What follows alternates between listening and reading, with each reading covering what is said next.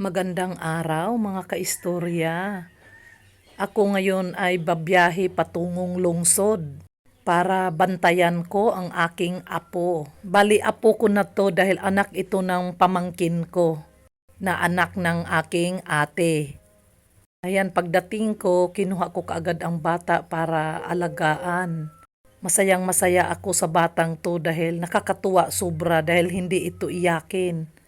Sobrang napakabait ng batang ito. Dahil nga hindi pumasok ang kanyang tagapag-alaga, ako muna ang pagsamantalang nag-aalaga nito. Nakakatuwa dahil hindi ito iyakin. Sobrang napakabait.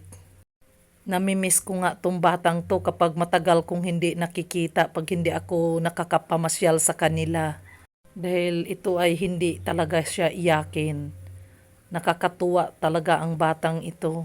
Kaya nung sinabi ng aking pamangkin na walang mag-aalaga ngayon sa batang to, dahil nga may pinuntahan ang kanyang tagapag-alaga, agad-agad akong nagsabi sa aking pamangkin na ako na lang ang mag-alaga sa bata. Dahil hindi naman ito masyadong alagain dahil hindi nga talaga ito iyakin. Bibong-bibo itong batang ito. Palatawa pa ito. Ayan, sinusubo-subuan ko ng konting cake. Super cute naman talaga ang batang ito. Matutuwa ka kapag ikaw ang mag-aalaga. Ayan o, panay close open siya sa kamay niya. Gustong gusto niyang mag-close open siya.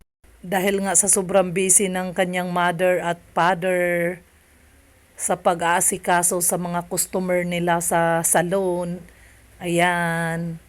Ako muna ang pagsamantalang nag-aalaga sa kanilang baby, Dio. Ayan, tuwang-tuwa naman ako habang inaalagaan ko ang aking apo. Dahil sa sobrang cute-cute nito, napakagwapong bata. Nakakatanggal ng stress ang batang ito dahil sa sobrang kakyutan. Super cute-cute. Ang pabibi ni Lola, ang pabibi ko. Super cutie-cutie ng pabibi na yan. Ang palalab ni Lola, ang palablab ni Lola, Dio.